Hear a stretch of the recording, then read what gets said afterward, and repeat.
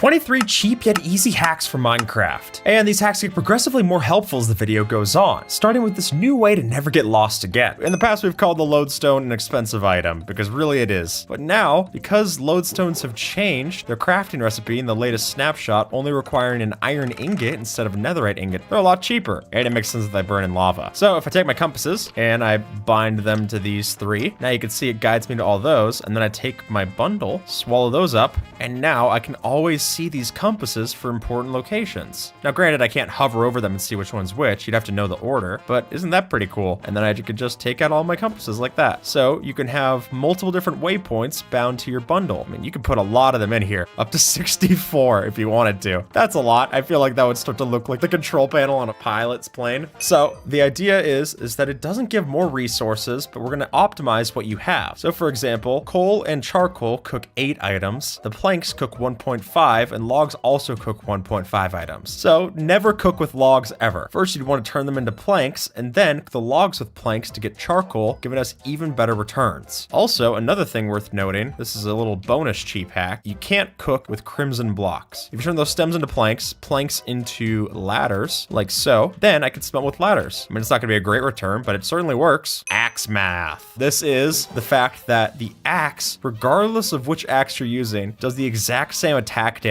Look at this, I didn't even realize this. Now they have different attack speeds for sure. It gets a little faster with the diamond one. The difference between an unenchanted stone axe and an unenchanted diamond axe is nothing for damage. So just craft up a stone axe and you've already got something that's gonna be better than your diamond sword in all cases. I mean, nothing can top the king. All those axes, they're gonna be exactly the same for damage. Yeah, that's that was deserved. What we've got here is fence gates. Because if you're selective with how you use your fence gates, switching between fences and walls like so, then regardless of if we can walk through it, the pigs and other mobs cannot. Even chickens, which have a smaller hitbox, you're gonna have to push them through to get them through. So the chickens themselves, if I get some like seeds or something, they're not gonna convince their way out. But if I wanted to then nudge one out in particular, say, okay, we need something for lunch. Don't worry, honey, I brought back a full roast. I mean, this is an expensive wall, but look at that. We got our, just for one wall, a cobblestone wall here, you can walk through, no problem. No other mobs gonna get through. It's pretty nice. Now, this is a great build hack. It gives a point to our lily pads too, because we can place lily pads on water and then place a block on top of it. That lets us start building our ship or whatever we want on top of the water without ever having to go and just build straight up from down here. I mean, the alternative, it speaks for itself, really. You just want to place one lily pad that you can get back, or do you want to do this whole stack just to get up to the same level? And plus, it ruins the water. If you're in a very deep ocean, this gets annoying fast. Now, wooden tools, as soon as we have them, we usually just throw them away. I mean, what would be the point of keeping them along, especially when they're starting to lose their durability? But luckily for us, durability doesn't matter for smelting. So instead of getting rid of that wooden pickaxe as soon as you get the stone one, why not just smelt it with that first piece of iron that you're getting? Or use it with your wood to get charcoal. I don't think anyone makes a full set of wooden tools like this anyway. Maybe if you're using like the /kit command on a server, we at least make a wooden pickaxe, and if you want to, cook it up. Use all parts of the pickaxe, is what I always say, Observer. Here we've got the gold helmet versus the iron helmet, which is a completely pointless debate because they both give you the exact same amount of armor. Look at that, +2 armor when you wear them. So if you want to save your iron for something else, you could just wear gold if you have gold. Or if you're in like a PvP server and you're thinking that you need to upgrade, you really don't. Unless durability matters, then otherwise, I would just use the gold. Ah, marvelous. See, Observer, your golden helmet looks great on you. Don't let your crown tip, king. So the idea here is that you shouldn't be trying to convert your concrete before you go and use it as a building block, but instead, in places where you can, use it as something to build with, and then all you're gonna have to do, save your pickaxe durability, is just flood water over the top of it. And look at that, we've built with concrete, just like so. Now, this is something that you might not have noticed down in the mine shaft, but actually, if you test it out, it's that rails will break the pathfind. Watch out, Observer.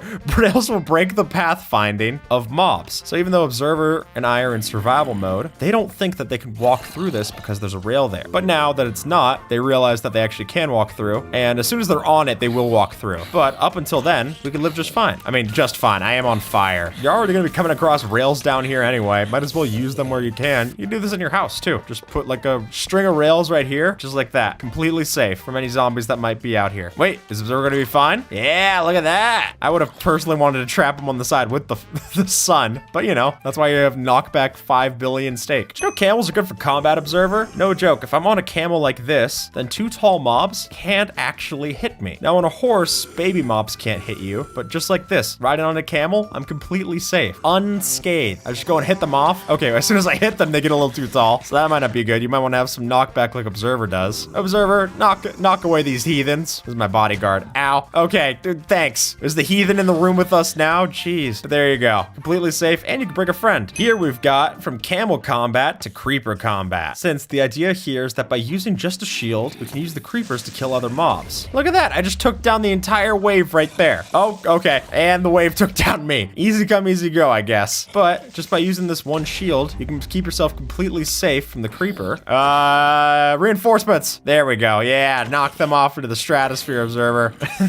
Just like that. For the price of a little bit of durability, we can keep ourselves safe. And if you're in large caves, I highly recommend that. You don't even have to waste your sword. Just use a strategically placed creeper and you're all good. You know, hypothetically. Here we've got the warped fungus versus the hoglin. Just by placing down one of these singular warped fungi, we can scare off any of the hoglins that come nearby. Apparently because they think it smells bad, which I just think is just great. And just like that, that's all it's gonna take to keep ourselves safe, because otherwise these could be a really tough foe to go against. But just one of them, all good. It also means you can safely run back to your nether portal if you were to place down a couple of these. So if you spawned in Crimson Forest, you might want to at least bring something from the warped forest before you go any deeper. Look at that. Now they're just in a corner like, man, that guy sucks. And his mushroom smells terrible. Another nether tip, killing blazes without any weapons. Because we can kill off a blaze. It's one of the few mobs that we actually can kill using exclusively snowballs. Just one of these snowballs does 3 damage per hit on the blaze. So if you're good with your aim, unlike me, you can kill them off pretty easily. This is embarrassing. I actually deserve to die to this blaze. I'm sorry. And that way, if you were to die and lose all your items while going and blaze hunting, really, who cares? You're just losing snowballs. And if you have a snow farm, you're all covered. It's also just kind of fun to rapid fire off at them. And if I had myself a looting 3 sword, then as a matter of fact, I hold this in my main hand, throw with my offhand. I even get the looting applied without using any of my sword's durability. Here we've got a point about the Guardian's line of sight. So you can prevent a Guardian's attack by just placing blocks. So he's gonna start blasting me. Bam, completely throw off your line of sight. How about that, huh? So if you're not exactly swift swimming like I am right now, literally just a block. Oh yeah, that's the strategy right there. I feel like I'm build battling on him. Oh, I'm cranking 90s, Observer. Oh, I feel like I'm turning 90 with that reference. No, okay, this is getting a little intense. I'll just build my hidey hole and look, I'm completely safe. Not a single Guardian can hit me. Yeah, you're welcome to join. Now, you won't be able to tell this build hack unless we had the glass here. We're actually using upper half slabs as a way of making our floor. And this way, we get double the amount of floor blocks and you don't lose your form at all. It all looks great. Very nice. What I personally have done in the past, it gets a little hard to clean up on. But let's say that you got like a brewing stand or something. Then what I could do, if I make both of those full blocks and then I waterlog this one, I've got a hidden water source right there. So I can just get my bottles, fill up for brewing. You're none the wiser. It does make changing out the floor kind of annoying though. And now we got an infinite water source, as Observer showing. The composter house. Now, it doesn't sound like the most romantic thing to live in, but just going in here and flipping the lid, now the mobs can't attack me. In fairness, my legs and head are sticking out.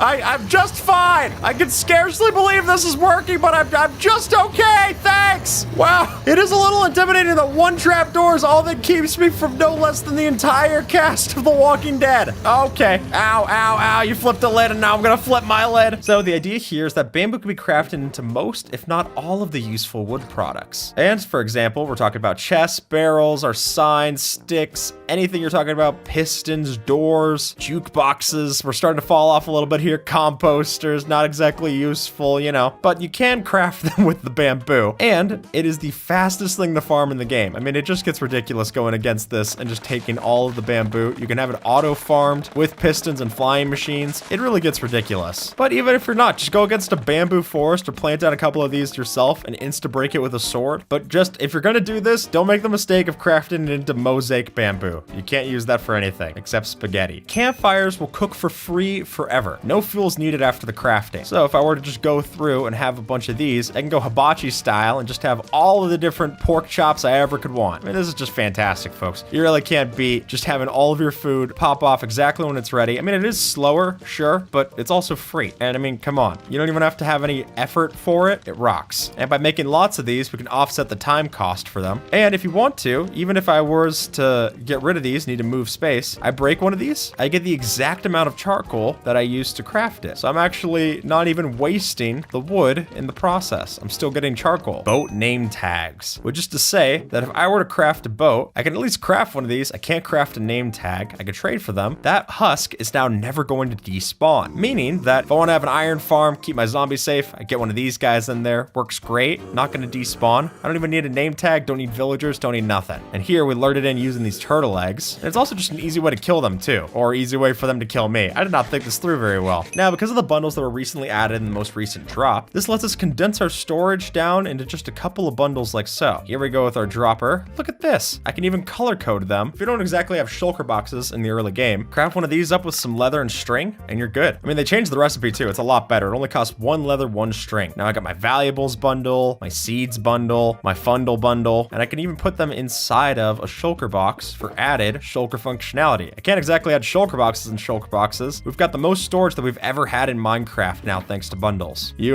put on a couple, observer? Oh, no, I just feel bad.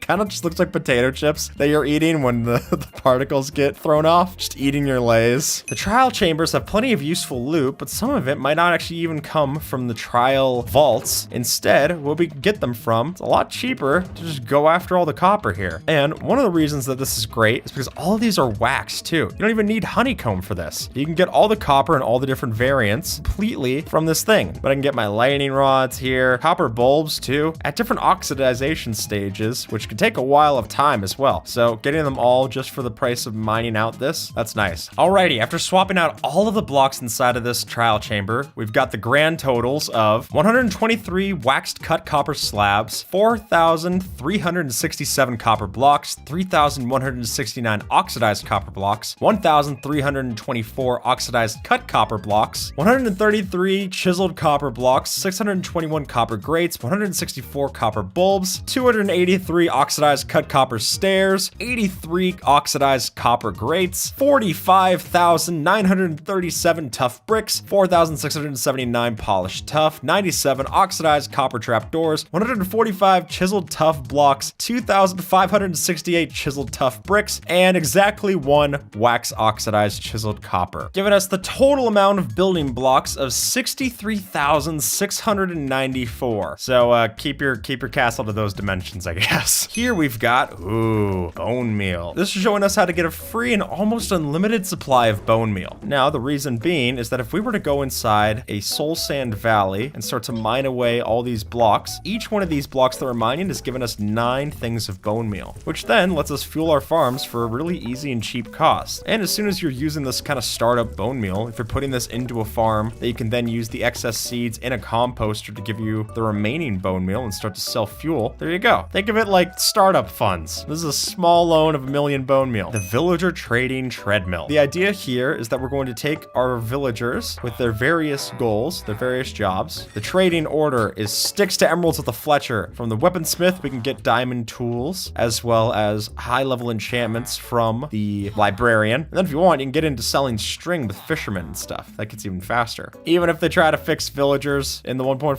update, they're still even more broken than they were before. And with that, folks, YouTube thinks that you might like this video. So see if they're right and have a good one. All right?